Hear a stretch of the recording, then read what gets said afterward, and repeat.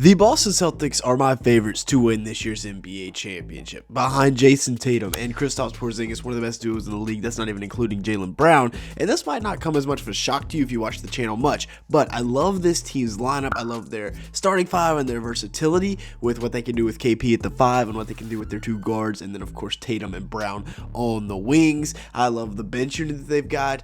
Everybody on this team can knock down the 3 ball, including Porzingis, who's one of the best stretch bigs in the league. They create mismatches all over the court, especially with their 2 wings, like we said, and then with Porzingis, where he can do really whatever he wants, and that's really the key for me. Porzingis is the X factor for this team. He is 7'2" with a 7'6" wingspan and can do whatever he wants. We're looking at this game against the Knicks, where he absolutely obliterated them for about 34 points. He's averaging 22.2 on the year with 6.8 rebounds, 5.2 assists, and 1.5 blocks in 29 minutes.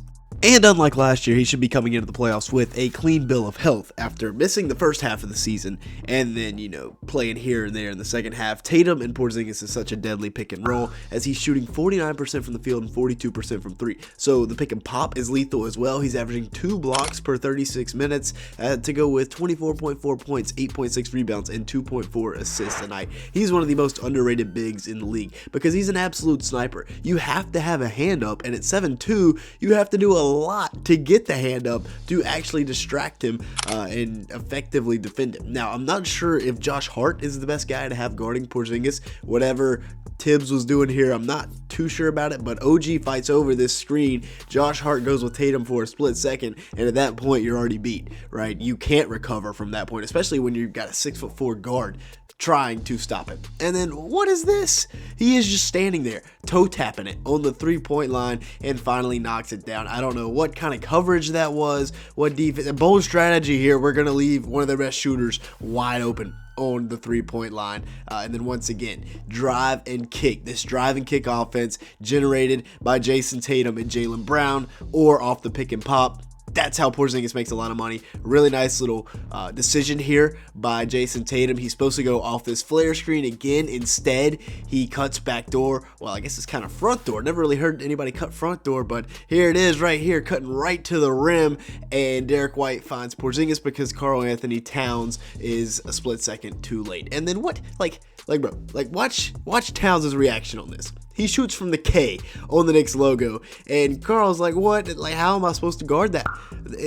It really is a chess match when trying to stop Porzingis, who put up 34 and 4 the other night on the Knicks, including 8 3-pointers made, and this was a huge one down the stretch with 44 seconds left. This one pretty much put the game on ice. 3 seconds on the shot clock, and he's just going to go ahead and knock it down. He also provides that rim protection like we were talking about. Even if he doesn't block it, he has a big-time impact on the shot taking from the other team, and of course the shot making. And then down low, he is a monster. Like we said, he's got a 7'6" wingspan, so he basically reaches up and can just drop it in the basket. He can also create off the triple. That is scary for a 7'2" guy to be doing step back mid ranges. Ridiculous. Now the big question for Porzingis is going to be his health, because if he can't stay healthy, then he can't help them in the playoffs. We'll talk about that in a second after a word from our sponsor. Look at these results. People are making free money betting on sports, making thousands every month. The secret?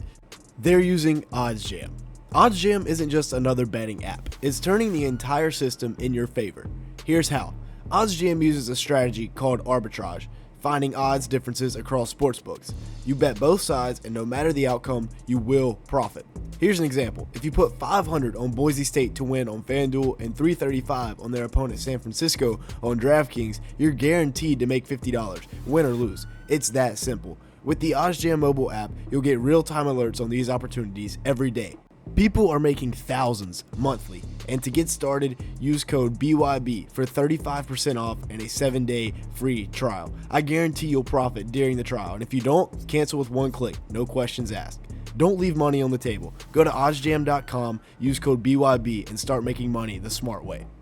Before any more Tingus Pingus propaganda, however, we got to talk about the best 19-year-old in the NBA, and that is Jayson Tatum, who, in this game against the Knicks that we're looking at, put up 32 points, 7 rebounds, 5 assists in 48 minutes on 11 of 22 shooting from the field. He also brings a little bit of defense, being able to switch 1 through 5, and that is a backbone of this Celtics defense. On the year, he's putting up MVP numbers, 27 points a game, 8.7 rebounds, 6 assists, and 1.1 steals on the second best team in the East, the third best team in the NBA record-wise, but I think they're the best team overall. They were just kind of coasting because they've proven, hey, we can win it, so we're going to be healthy when it comes time to win it again. There's no reason to go out and try and win 70 games. He is a pure scorer. Right here, they're going to put Karl Towns in a bind in the Spanish pick-and-roll action. He's going to get a back screen set on him with Luke Cornett rolling to the rim, Drew Holiday popping, and all at the same time, he's got to guard Jayson Tatum, one of the best downhill drivers in the league. Yeah, it doesn't work out for New York on that possession. And then in transition, he is extremely hard to stop. He is 6'9", 215 pounds. So when he is coming downhill, trying to get to the rim and score,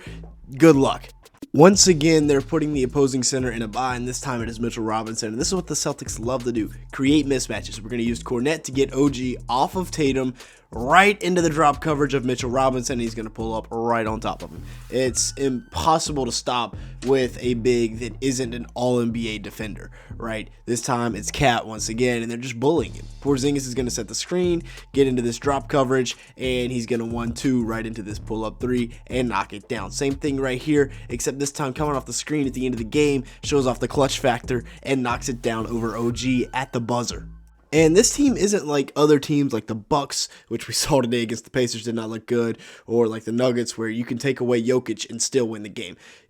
You can take away Tatum and get blown out by 50 by this Celtic squad. Last year, he averaged 4.8 assists. This year, he's up to 6 a game because the rest of his team is so good around him. They thrive off the drive and kicks, and you can't really take away the slashing ability of Tatum and Brown. And then Tatum's best part of his game, I think, is the MJ and Kobe replication of the mid-range game. Watch the quick shoulder fake on the catch right here against McCall Bridges, gets right to the rim, uses that right hand, inside lay, easy bucket. 6'9", 215, like we talked about earlier, so it's really tough to stop. Both of these guys were like 6'6". So you're seeing this, but 3 inches taller. Shoulder fake, once again, another half spin, fade away from behind the backboard, knocks it down. How are you supposed to guard that from a 6'9" wing? That is the question. If you have an answer, go leave it down in the comments. And Steve Kerr is not allowed to be the answer because he's the only man that I've seen that's able to stop this so far.